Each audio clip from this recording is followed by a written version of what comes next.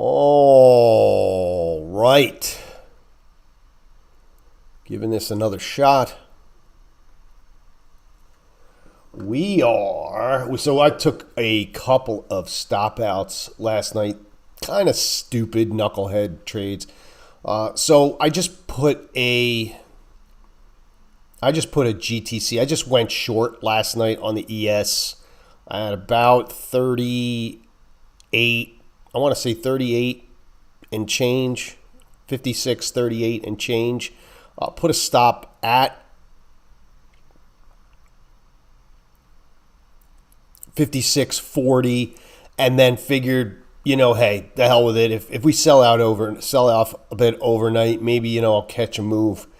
No go. Also shorted some gold and got my face. I didn't get my face ripped off, but took another hit as well. And also took a loss. So now I'm sitting on about 480. I think about 480 now in losses for the night. And did the same thing. And literally, it was crazy. I had done, like, if you look at gold, let's look at gold. Oops. I'm trying to get used to this new, I'm trying to get used to my layout here. And,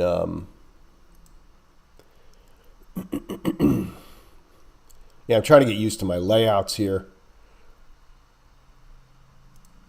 And I have bonds up here. I don't even know why I have bonds. I don't really trade bonds anymore.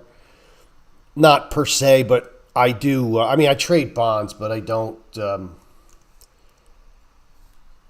trade the ZB as much as I used to. Where's the continuous contract? This is the continuous. We're trading August. I don't even know why they would even show. And what's G1, G2? What the hell is that all about? What is that? I know we're trading Augie. But last night, around 9 o'clock, I didn't put my watch on this morning. Around 9 o'clock, I caught some of this down move last night, but then it ripped. And then now you see we are just ripping up again in gold. Again, another tough market to short. It really looks like we're going to make highs. We're going to bang out all-time highs again, probably in gold. I kind of like R3 here. If you're looking for a short, I know these markets are really hard to short. But the reality is like, look, from a trader's perspective, and I get this questions asked to me all the time. Well, if it's bullish, why don't you just go?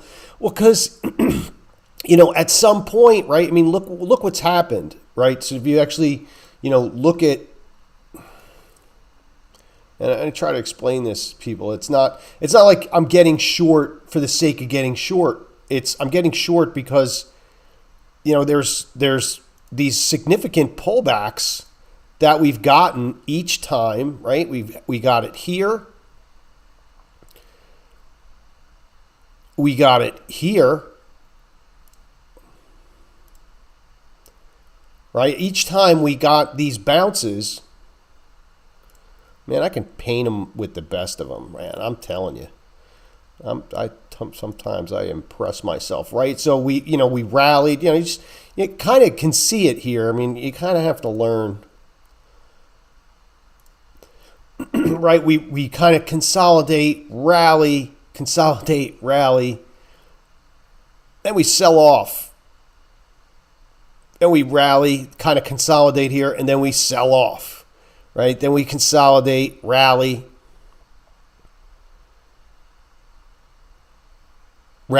sell off. If you're going to short, this is kind of as good a spot as any to get in a short. Now, do you take this short and then you hold, I'm not looking for it to retrace back to like the 22.30. I'm looking for it to possibly retrace, maybe get up over 23.90 and then possibly just retrace back into this area down here where it appears to be a pretty, I mean, again, just from this area here, maybe an area of resistance. Again, I don't know. You have no idea. But you are going to take the probabilities are on your side that if you're going to take a short, R3 today, to me, seems like the place to do it. Obviously I thought down here was going to be, last night I thought was going to be the spot, but it, didn't work out. It is what it is, right? Yeah, I mean, so that's kind of what I'm looking at today for a possible short in gold. And I have to be, completely upfront and honest with anybody. Yesterday's gold trade was the first time that I've traded gold in probably over a year. It may have even been longer because I haven't even participated in any of the upward movement, in futures. I have the GLD and I've done some option shit here and there. But I have not participated in any of this upward move. But again, when I see things at extremes, when things are making all-time highs, I see that as an opportunity.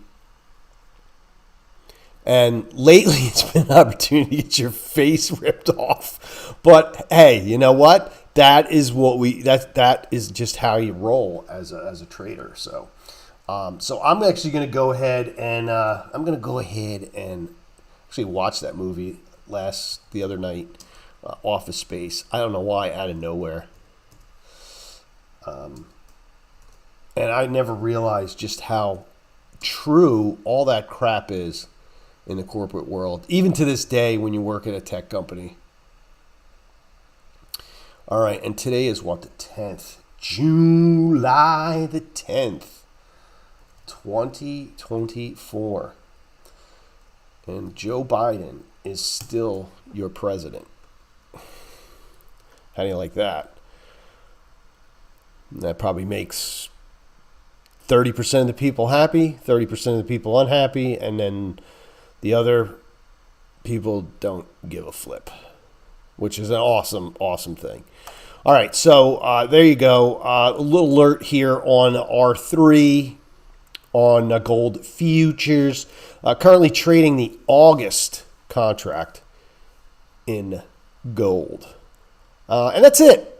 I'm not playing around in this area at all here with it. I'm not going to get into a whole chart painting exercise here. I mean, you can, I think if you're watching this and you're following along with me, I think you've been doing crap long enough to where you can kind of see where this has been going over time and how it's actually done. Part of the reason why when I look at this chart, this is why I don't trade gold, because gold is it's a train wreck.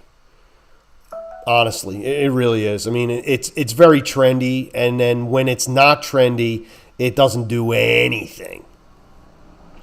And so, there you have it. So there's gold. There's a trade, and then let's look at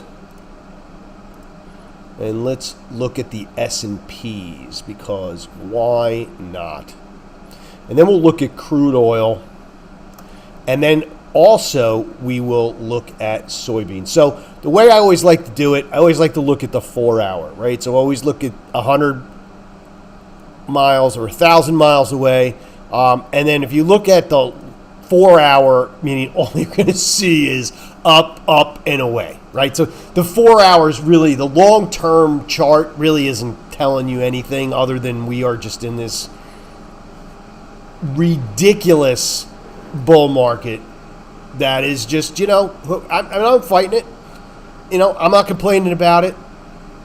I own Tesla. I own a lot of these stocks, Nvidia, Tesla, Apple, so I'm not going to complain about it. I don't care. Let it go. It's good for my retirement plan. I'm not going to argue about it. It's good for my portfolio. It's been sucking ass to be a trader and trading futures and doing like short-term stuff, but hey, is what it is. So, I mean, long-term chart, here in the ES is not, I don't believe is going to really tell you much of anything at all other than what you probably already know. We are in a freaking ridiculous low volume, no less, very low volume bull market. And then even on the hourly, right? So I try to like look wide, and then there's nothing up here. That's the thing, right? We're at all-time highs, so there's nothing up here. So I can't even look at historical volume or the volume profile here. I can't really say if there's been sellers that have come in here. I can't say anything, right? Because we're in no man's land. So at this point, you're basically forced to do one of two things. Either you're going to use some, if you want to use Fibonacci's, you can use Fibonacci's. You need to use something to tell you like where some relative levels may be. I mean, that's it in a nutshell. And again, just like gold, we're at extremes, and we are near it again. We've been having a pretty rough go, at least over the last 24 hours, of getting through here. And, the thing that's interesting about this spot, and again, probabilities, do we break this? We get that blow off top, and then we get that pullback that everybody is really been kind of waiting on. I don't know, but I like this setup here. I do not like R1, Sam I am. I do not like green eggs and ham, Sam I am. Up here, I do not like this. I'm not going to mess around with this. I'm not very crazy. I'm going to move this out of the way. I'm not very crazy about the R2 as well, because it is literally at the very top. And I almost see it, just being the way that this market has been. I actually really can see if we get up back there that we do get some type of blow off here. Now, I don't think it's going to be a blowout. There's a difference. I think there's a difference between a blow off top and a blowout top. What we've been having lately has been blowout tops, where it's been just blowing out the highs, where I don't know if we get that this time around. Now, there's data, I think, coming out at 8:30 today, I think. I have to look. I think there's some data. There's data. There's always data. I think there's some crap coming out. And there's also some stuff tomorrow as well. And I think the stuff tomorrow is probably more impactful. Is that a word? Is that even a word? I don't even know. I just may have made it. Is it? Yeah, you got Powell's speech at 10 coming soon. A whole crude inventories, a bunch of other crap. And then I think Thursday there's like some crap. Yeah, claims, core inflation, CPI, that kind of stuff. So I think the market may be kind of sitting on and waiting for that. And so there you have it. So anyway, long story short, I'm going to be looking for R3. And I kind of like that spot on R3.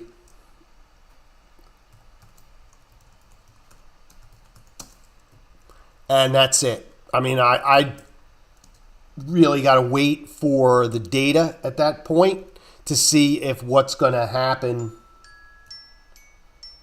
is going to happen.